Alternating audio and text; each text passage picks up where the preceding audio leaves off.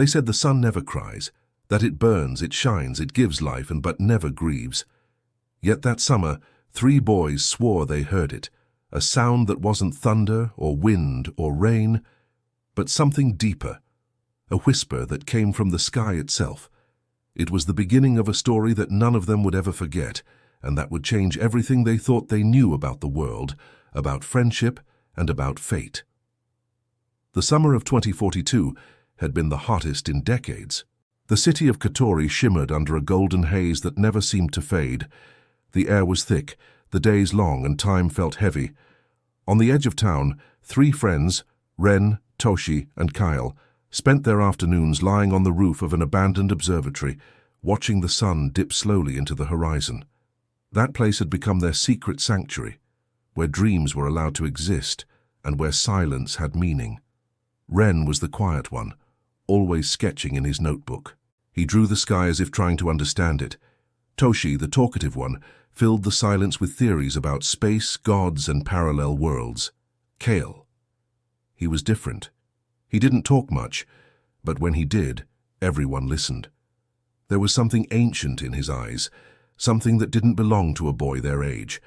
One afternoon, as the sun began to set, the sky turned a shade of crimson none of them had ever seen before. The air grew still, even the birds stopped singing. And then it happened. A low, distant sound like a scream buried beneath the clouds. It wasn't thunder, it wasn't wind, it was something else, something alive. The sound made their hearts pound and their skin crawl.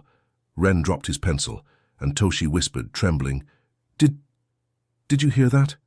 Kyle didn't answer.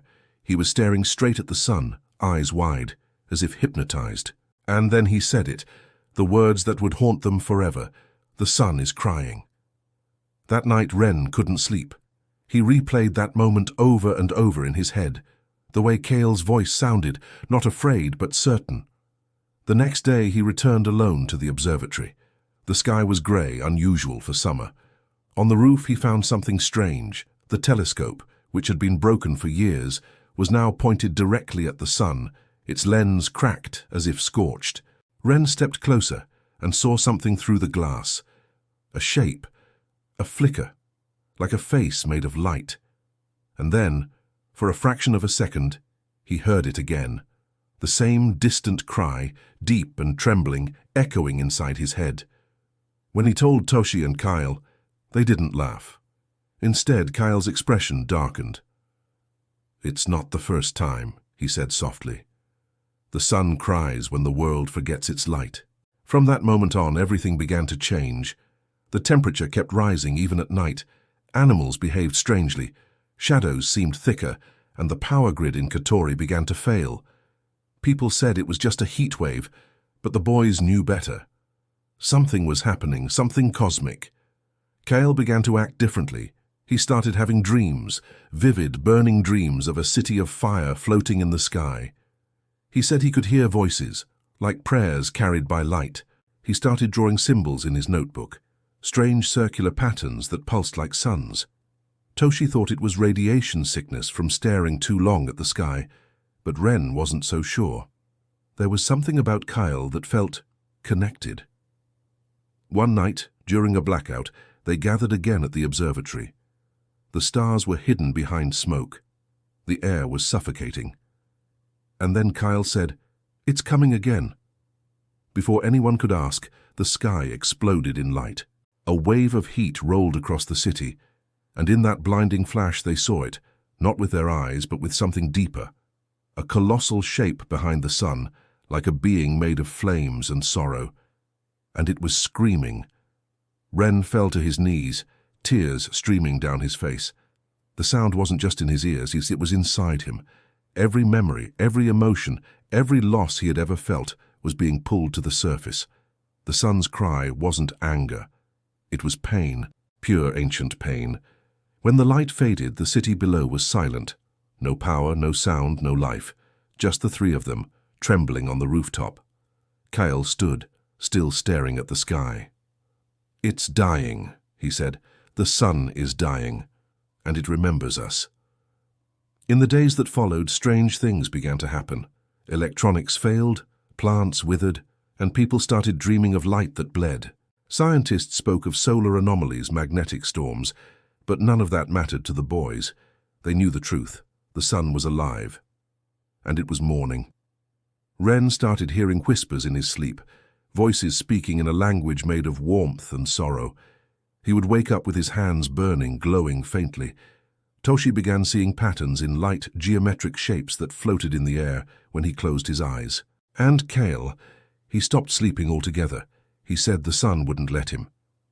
One afternoon they decided to return to the observatory one last time. The heat was unbearable, the sky looked wounded, the sun swollen and red.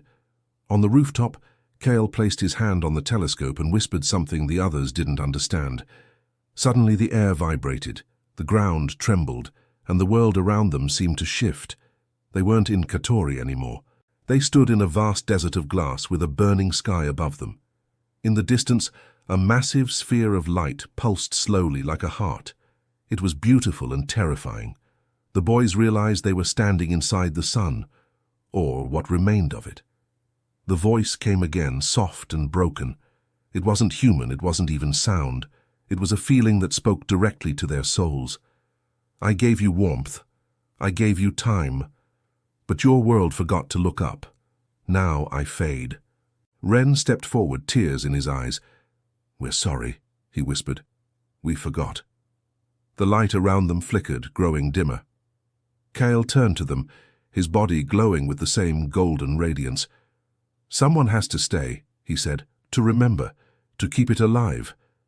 Ren shook his head, terrified. No, we'll find another way. But Kyle smiled, the calm, distant smile of someone who already knew his fate. The sun cries not because it dies, but because it loves. The light consumed him. The desert shattered.